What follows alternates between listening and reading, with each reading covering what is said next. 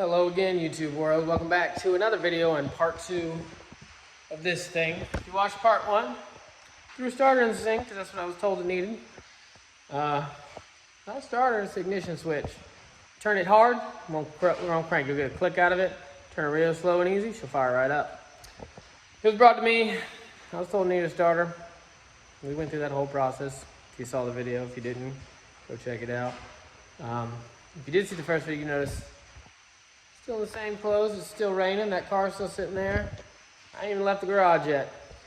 We're gonna go ahead and start tearing apart the steering column to get this ignition switch out because I know they want this car back and I want it out of my building. So let's jump on in the cab here and we'll start tearing apart the steering column.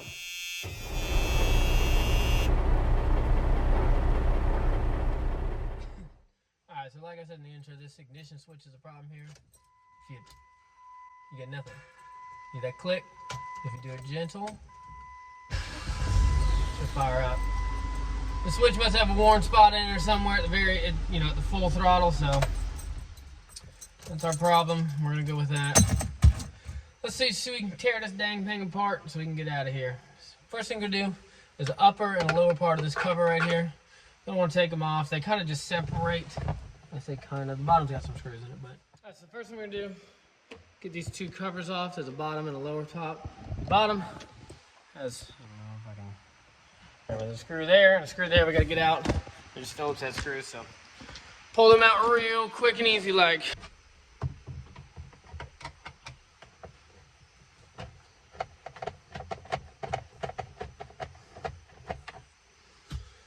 Alright. We should be able to kind of pull this top cover off. Simple and easy. Now the bottom's a little trickier. It's got to get around the ignition switch. And then on the other side here we have the tilt lever. So I'm going to pull that kind of up and out.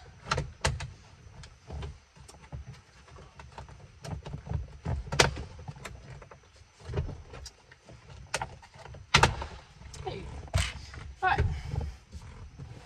All right, so this right here is the actual ignition switch. You got your, tumbler and key and all that jazz. But this is the actual switch which sends power when you turn the key. It's actually fairly lucky. I don't know if you can see up in there.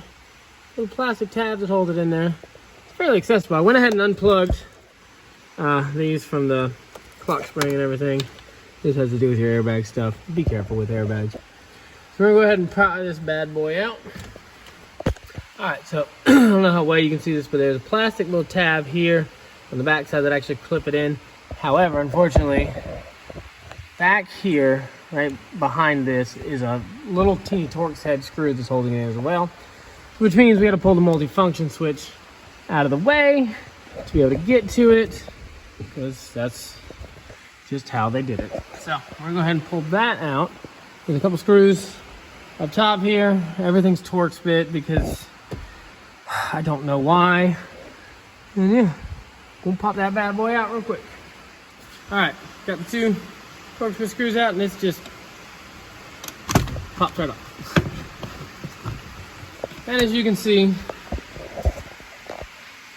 right there is that one little screw. Oh, and I don't know if you can see that very well. It's a security Torx. There's a little dot in the middle. The Torx bit has to have a hole in the middle to get it out. So, luckily, got some of those, so we're gonna pull these out real quick.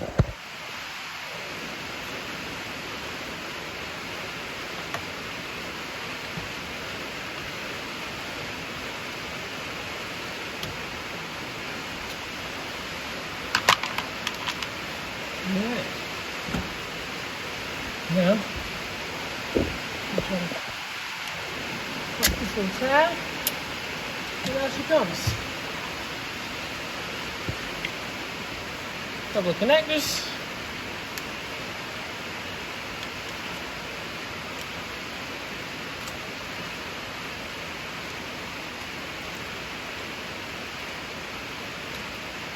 Whew.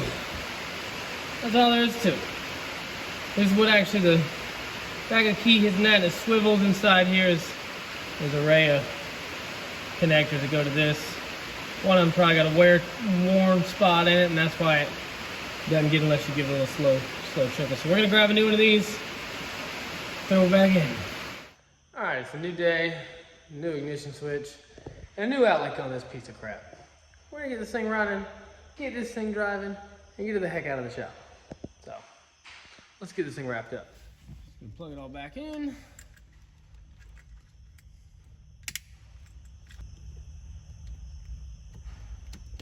Okay, we'll just chuck her back up.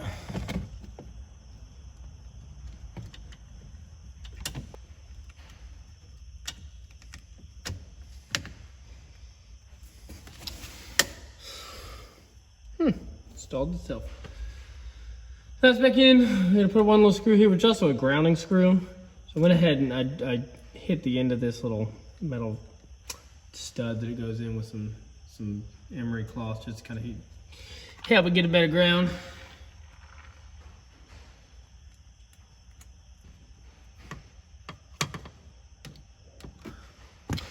Okay.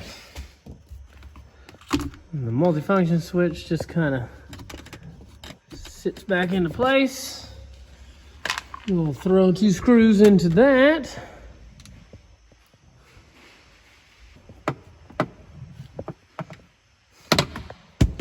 Alright, just a little PSA here. Anytime you're messing with steering columns and you see yellow connectors, 99% of the time that means airbag stuff. Now, airbags are dangerous, obviously. They can hurt you. You gotta be careful with them. It's a good rule of thumb. I always disconnect the battery when dealing with airbag stuff. And even then, it's usually a little better nowadays, but things can have stored energy capacitors. They can hold charges for a little while. So always disconnect the battery, leave it sit for at least 5, 10, 15 minutes before you go plugging and unplugging things here. It's very unlikely, but in theory, it can set off the airbags, and that is not what you want.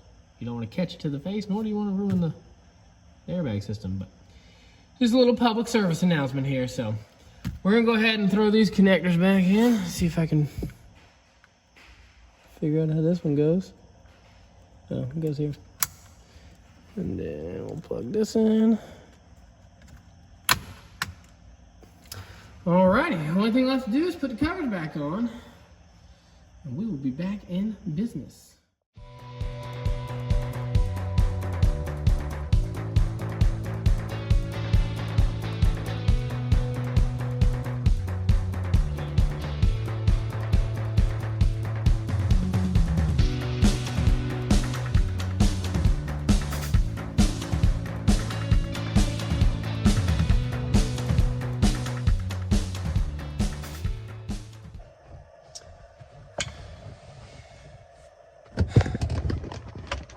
And that is it. Surprisingly, fairly simple. I'm gonna take the battery back up. We'll give this thing a test drive for take 2. See what happens. All right, new starter, new ignition switch. Let's hope for the best.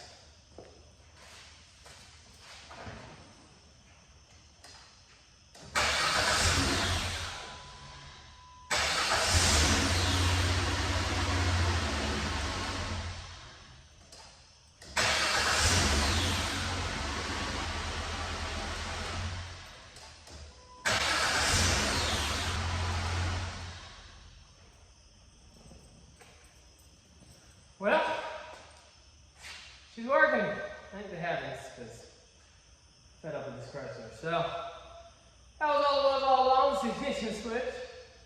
You gotta always diagnose a car even if they tell you what the problem is. So it is what it is. Got a new start running now, and got no ignition switch, and she's cranking up again. So that is gonna be a wrap for this video. A little short video. Thank goodness I couldn't do another 2-3 day video, but we got her back up and running, simple and easy.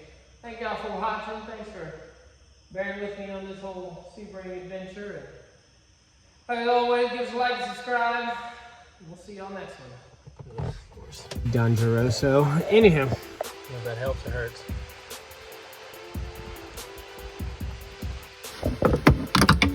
form of the well. It's kind of a terrible angle to be at. Come on.